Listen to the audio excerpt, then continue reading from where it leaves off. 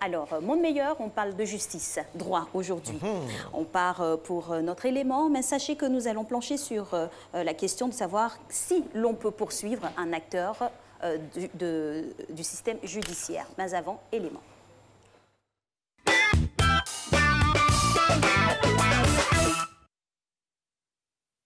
Au lendemain de l'indépendance, il est procédé à une refonte de l'appareil judiciaire ivoirien hérité de l'époque coloniale. L'objectif est de mettre en place une organisation judiciaire moderne et adaptée aux besoins du pays. La réorganisation concerne le recrutement, la formation de magistrats et auxiliaires de justice, juges, greffiers, officiers ministériels, avocats, huissiers de justice, notaires, etc. L'exercice de leur profession est encadré par la loi, mais jusqu'à quel point? L'acteur du système judiciaire peut-il être poursuivi? On peut mettre en prison un acteur du système judiciaire, tout simplement parce que c'est une personne comme toute autre. Donc s'il a commis un délit, c'est normal qu'on le mette en prison. Je pense que voilà, on peut mettre en prison un acteur du système judiciaire parce que le justiciable, lorsqu'il n'est pas soumis à un contrôle, il a toujours tendance à en abuser. Et donc, pour moi, il y a normalement dans notre système judiciaire des recours pour pouvoir poursuivre un acteur du système judiciaire. C'est possible de mettre un acteur du système judiciaire en prison parce que je crois que la loi, elle est pour tout le monde. Si nous sommes en face d'une situation où le concerné n'a pas raison, je crois que la loi s'applique à tous. Donc, quelle que soit la fonction, la loi, elle est pour tous. Donc, on peut le mettre en prison, on peut le poursuivre, c'est possible. Certes, un juge ou un avocat peut faire l'objet de poursuites judiciaires. Mais la démarche est-elle pour autant aisée? Le fait qu'il soit du corps facilite-t-il la procédure de poursuite à son encontre? Une personne simple qui va aller contre un avocat ou un juge, ça sera difficile. Parce que si tu prends un avocat pour aller te défendre contre un avocat, ça sera difficile, franchement. Parce que c'est des personnes déjà qui ont le pouvoir. Je prends le cas d'un citoyen vraiment lambda, un simple employé d'une entreprise donnée et qui peut arriver à gagner un procès contre ce monsieur-là qui est déjà dans sa horde de... Voilà, je pense pas. Et parce qu'il a déjà il a tout ce qu'il faut pour pouvoir transformer le mensonge en vérité. Et n'oublions pas, La Fontaine le disait, la raison du plus fort est toujours la meilleure, on n'en peut rien. Je crois que si on veut vraiment émerger, je crois qu'on doit appliquer la loi contre les agents même du système judiciaire pour pouvoir donner le bon exemple. Moi, je crois que c'est possible.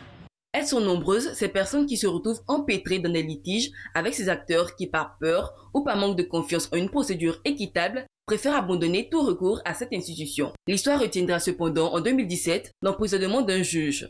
Le magistrat accusé de meurtre écopera de 36 mois de prison pour coups mortels et détention illégale d'armes. Une sentence qui n'a pas convaincu certains justiciables qui réclamaient une peine plus lourde. C'était l'élément explicatif qui estampille bien sûr ce dernier creuset de notre émission. Peut-on poursuivre un acteur du système judiciaire pour des besoins de la pédagogie et que nous aimons tous à Matin Bonova définir d'abord qui sont ces fameux acteurs du système judiciaire et quels sont leurs principaux statuts à chacun. Bonjour maître. Bonjour Marco, bonjour Alex. Bon, quand on dit acteurs du système judiciaire, on a les acteurs fonctionnaires et les acteurs non fonctionnaires. Les acteurs fonctionnaires, nous avons les magistrats et les greffiers. Ce sont les acteurs fonctionnaires du système judiciaire. Et en fait, quand on dit système judiciaire, il y a plusieurs personnes qui participent. Il y a les officiers de police judiciaire, et ainsi de suite. Mais si on veut regarder le système judiciaire stricto sensu, qui se limite à ceux qui concourent à l'activité de justice, à la profession judiciaire, à rendre la justice. Donc nous avons les magistrats et les greffiers qui sont les acteurs qui sont fonctionnaires. Et nous avons des acteurs non fonctionnaires. Parmi ces acteurs non fonctionnaires, à l'époque, on disait auxiliaires de justice pour tous. Les avocats, les huissiers, les commissaires priseurs et autres.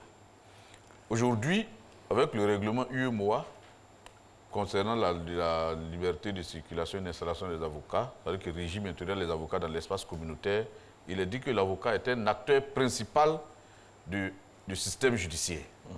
Donc, autant que le magistrat, que le greffier, l'avocat est désormais un acteur principal Maintenant, à côté d'eux, nous avons des auxiliaires comme les huissiers de justice qui assurent l'exécution. C'est-à-dire l'huissier de justice, il est l'interface entre le monde extérieur et la justice, et le cadre judiciaire où on rend la décision.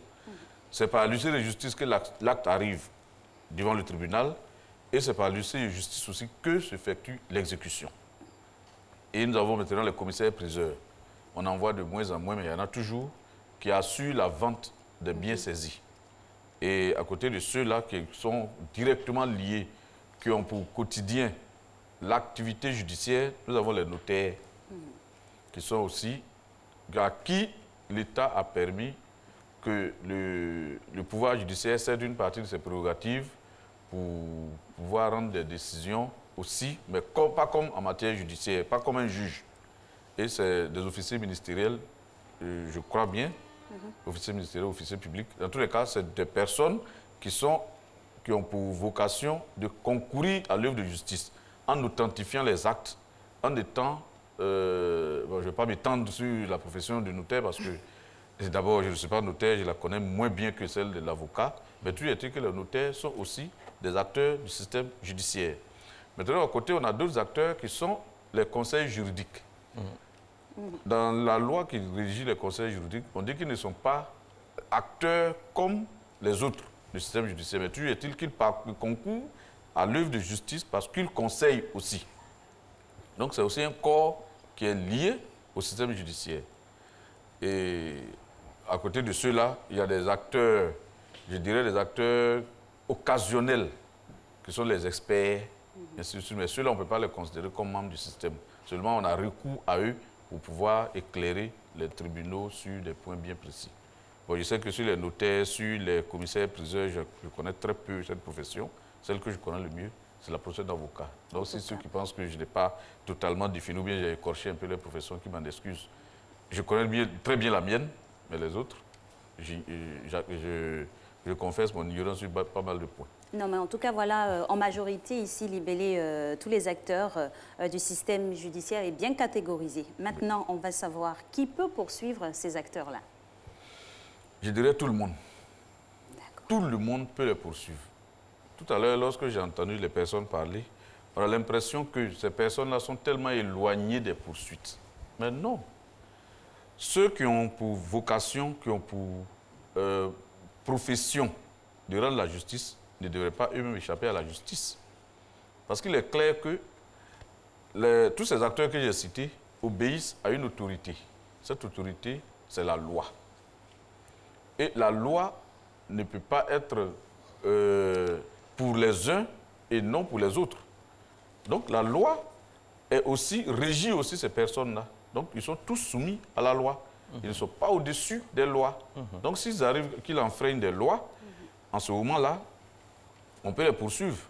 Alors donc, mais je dirais même plus qu'à leur niveau, parce que je ne sais pas si c'est une... bon, certainement que c'est tiré des livres bibliques, des livres religieux, pas forcément la Bible. Celui qui en sait beaucoup, il lui en sera demandé beaucoup. Lorsque vous en savez, on vous en demande beaucoup. Ça veut dire qu'il y a des choses, puisque vous y êtes, vous êtes inexcusé. Raison pour laquelle, quand on est membre du corps judiciaire, on est parfois plus fragile même que monsieur tout le monde ou madame tout le monde. Oui. Parce que déjà étant membre du corps judiciaire, on est déjà exposé à sa discipline. Et ça veut dire que les membres du corps judiciaire, ils ont deux sources de poursuites. Il y a les poursuites en tant qu'acteurs du corps judiciaire. Parce qu'ils sont acteurs du corps judiciaire, ils ont une discipline qui les régit, qui est très, très coercitive. Et en plus, en tant que citoyens, ils sont aussi soumis aux lois comme vous et moi. Bon, je vais dire comme vous. Parce qu'en plus de la discipline de leur corps, il y a maintenant les poursuites qu'on peut encore ils peuvent encore être victimes des poursuites comme sur le plan en tant que citoyen. D'accord. Alors, quelle autorité saisir pour chaque acteur, ou bien pour chaque acteur, on va dire ça comme ça. Et puis, au passage, hein, les Ivoiriens ont raison de s'inquiéter parce que c'est rare dans nos pays ici de voir que des personnes qui sont dans le domaine judiciaire soient condamnées. Donc, c'est un peu rare pour des gens. Donc, c'est pour ça que dans l'élément, il y en a qui disent ça. Parce qu'on ne voit pas ça trop dans nos pays. Soit dit en passant, ça, c'est un autre débat. Et donc, quelles autorités saisir concrètement pour le thème d'aujourd'hui? Quelle autorité saisir concernant chaque acteur? Chaque acteur. Pour les magistrats, vous avez le garde des Sceaux. D'accord. Le garde des Sceaux que tout le monde voit comme étant le chef de tous les magistrats. Bon, pas de tous les magistrats, il y a les magistrats de la Cour suprême qui sont d'une institution qui relève d'une autre organisation. Indépendante. Okay. Indépendante, justement. Donc, pour les magistrats du système du corps judiciaire qui sont en dehors de la Cour suprême ou bien en dehors des autres institutions de l'État, les magistrats, on a ce qu'on appelle l'inspection générale des services judiciaires. Oui. Bon, comme le commun des mortels ne sait pas ce que c'est, tout le monde demande le garde des Sceaux, le ministre. Si vous écrivez au ministère, là-bas, il y a un service très bien organisé qui va orienter votre requête vers le service spécialisé. Et je vous le dis, certains pensent que le magistrat il est hors de porter des poursuites disciplinaires. Non, il a une discipline très rigoureuse. Et ça marche effectivement. Parce que le garde des Sceaux nous disait dans un aparté, lors d'une conférence, il dit non, que pendant un bon moment, on a pensé que le service était dormant, le service était indolent et qu'on ne pouvait pas. Maintenant, lui, il est là pour que ces choses-là puissent être corrigées. Et il y a eu des cas concrets. Et il y a eu des cas concrets. On a eu le temps de voir des cas concrets.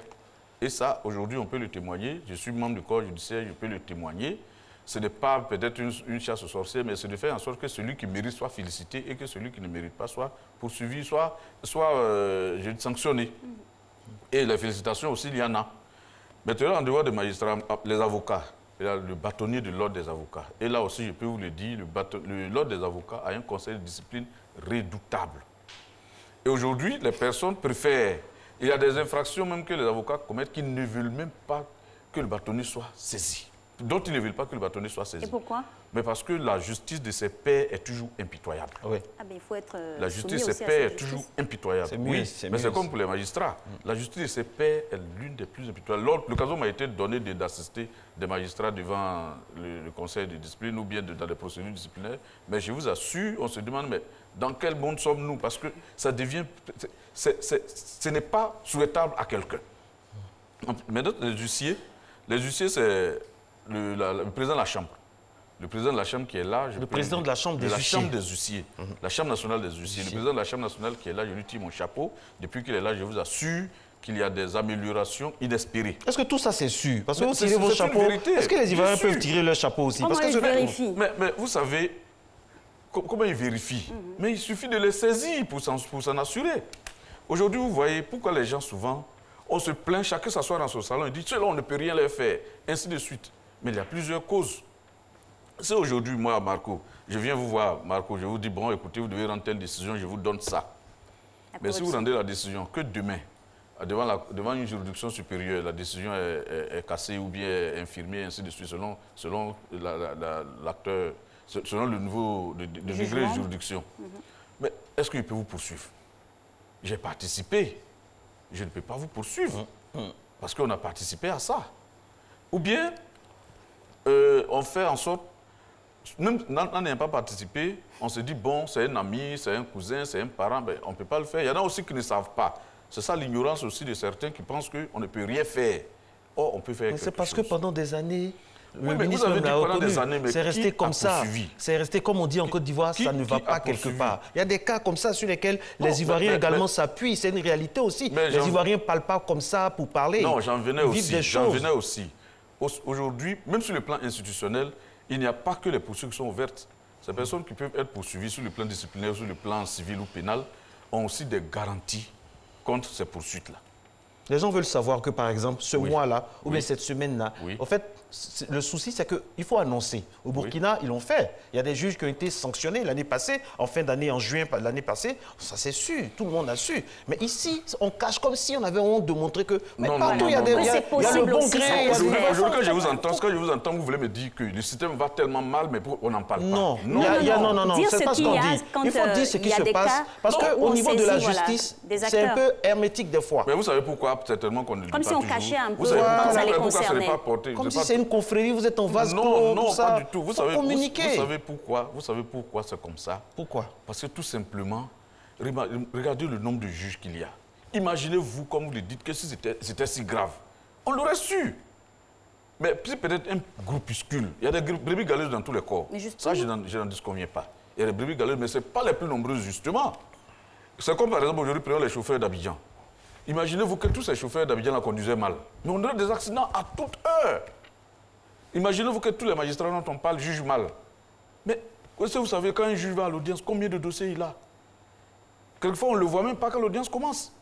Mais le temps que l'audience finit, mais imaginez-vous que tous ces dossiers sont mal jugés. Mais ça va sortir. On ne met pas en cause la qualité des magistrats, mais il faut une sensibilisation au niveau coercitif. Maître, au niveau coercitif, il faut que le citoyen lambda, Alix et moi, nous puissions savoir qu'il s'est passé quelque chose et tel juge a eu tort, il a été sanctionné, tel avocat a été sanctionné. C'est ce que les gens attendent. Donc ça existe, c'est possible. On sait que tout le monde travaille, il y en a qui travaillent. Donc dans le même temps, vous voulez effectivement, ce que vous me dites n'est pas faux, mais dans le même temps, permettez aussi que si tel magistrat a bien jugé, qu'on puisse lui mettre au devant de tout. Mais oui, ça s'équilibre. Aujourd'hui, j'ai l'impression qu'on veut savoir lorsque on sanctionne. Mais oui, parce que quand les autres vont en prison, quand les autres vont en prison aussi, on sait. On sait et ils sont humiliés aussi vis-à-vis de leur famille. Donc quand un juge qui fait partie des gens en prison ou un avocat qui évite que d'autres... Les poursuites disciplinaires existent. Mais de toutes les façons, le dénouement doit être su, qu'il soit bon ou mauvais. Vous savez, la publication de la décision est même une modalité de la sanction. Il peut y avoir des décisions sans publication, sans publicité. Vous comprenez? Voilà pourquoi vous ne savez pas.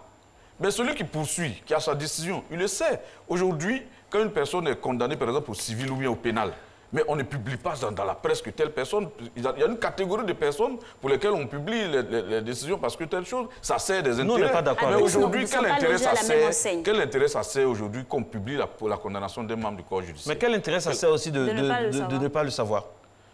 Mais l'intérêt que ça c'est parce que dans l'imagerie populaire, ça va donner l'impression aux gens que ah oui, c'est des intouchables. Non, ça dit si c'est communiqué, si c'est su, on va dire ah oui, ce sont des hommes comme tout le monde, comme dans tous les pays développés. On voit, enfin, on va dire. Mais quand vous dites que ce sont des hommes comme tout le monde, ça sert de si c'est des hommes comme tout le monde, mais traitons-les comme tout le monde. C'est des sagas. Faire en sorte que pourquoi eux forcément on doit mettre au devant, c'est-à-dire on doit publier, peut-être mettre sur des affiches publicitaires que tel magistrat... À titre d'information pour le peuple. Mais à titre d'information pour obtenir quoi? Vous vous transformez là en chargé de communication. Non, vous êtes un avocat. Je suis en train de vous dire... Ce que nous voulons, nous à Matin Bonheur, nous sommes une émission de sensibilisation. Et tout ce que nous voulons que quand les choses se font, des fois au détriment des gens, il y a beaucoup de tintamarre. Oui, tel autre, quand c'est un homme politique, on l'accuse de tous les maux et on l'a mis en prison, il l'a détourné. Mais pourquoi quand c'est un juge, on doit prendre des gants? On doit frotter du coton. Je ne vous parle pas de prendre des gants. J'étais en train, justement, j'y arrivais. La poursuite, d'accord, mais il y a des garanties qui sont... La poursuite, d'accord, mais publiée aussi. Ça doit être su. Ces garanties-là sont applicables pour n'importe quel autre citoyen? Magistrat, avocat? Non, pas pour n'importe quel citoyen. Mais non, mais je vous dis une chose. Il y a des exceptions. Allons doucement. Prenons un ingénieur des travaux publics. Il travaille sur un chantier de BTP. Qu'est-ce qu'il fait? Il a un casque. Il a des gants, on le protège. Un policier qui va en intervention pour, par exemple, maintenir l'ordre, il a une protection. Maintenant, le juge ou l'avocat qui a pour mission de rendre la justice tous les jours, tout dossier qu'il touche est déjà un risque. Il y a la vie des gens dans ses mains. Oui, tous les dossiers qu'il touche sont déjà un risque pour lui. On ne pense même pas à ce que cette personne-là est, ce qu'elle vit, ce qu'elle subit. Elle est une personne comme tout le monde, mère de famille, père de famille. Avec des avantages. Avec des avantages conséquents, on n'en parle pas souvent. Mais avec des avantages conséquents aussi. Oui, mais donc dans ces conditions-là, le législateur a décidé, même aujourd'hui dans la Constitution, de mettre en place des garanties contre des abus, les poursuites abusives contre ces personnes-là. Très bien, ça c'est une bonne raison nouvelle. pour laquelle la Maintenant, procédure qui est prévue est particulière pour les magistrats, parce qu'il faut d'abord, en dehors des cas flagrants, en matière correctionnelle ou criminelle, le magistrat ne peut pas être poursuivi sans l'autorisation du Conseil supérieur de la magistrature. Monsieur Kwasi nous demande, dans ce cas-là, à quel moment doit-on savoir s'il y a eu un souci? Parce que, vu de la position, c'est comme si c'est un monde de bisounours. En fait. Voilà, à quel moment alors? Donc, on doit rester là et puis on ne sait pas, on reste, on ne sait pas. Non, j'en venais. Mais vous ne voulez même pas savoir comment ça fonctionne. Vous tirez à boulet rouge. Non, dites-nous comment ça fonctionne, donc, maître. Non, comment ça fonctionne? L'avocat, il est protégé par ce qu'on appelle le règlement numéro 5 de l'UEMOA. Le règlement numéro 5 de l'UEMOA pour l'installation de la procédure des avocats.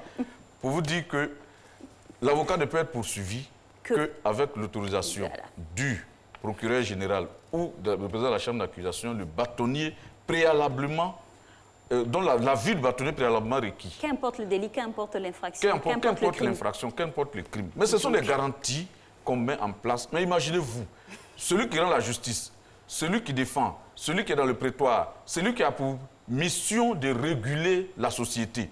Mais imaginez-vous qu'à tous les coins de rue, qu'on puisse le poursuivre, qu'on puisse faire n'importe quoi. Mais vous allez voir, les poursuites abusives, qu'est-ce que vous en faites?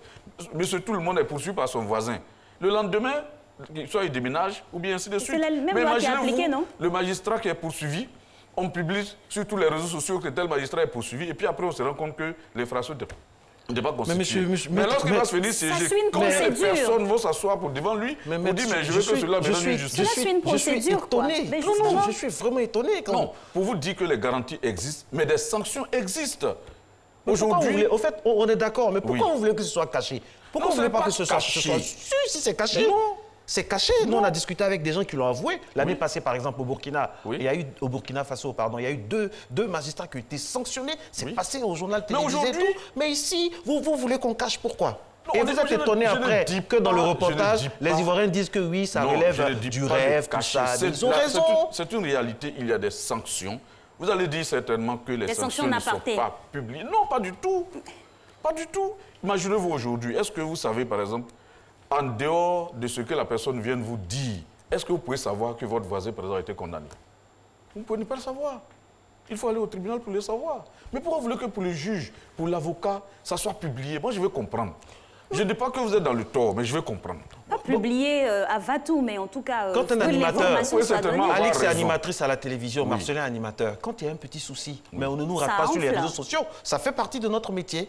On l'intègre, on peut dire n'importe quoi sur nous, on peut prendre nos photos, nos images sont accessibles partout. Voilà. Oui. Parce que nous faisons un métier public.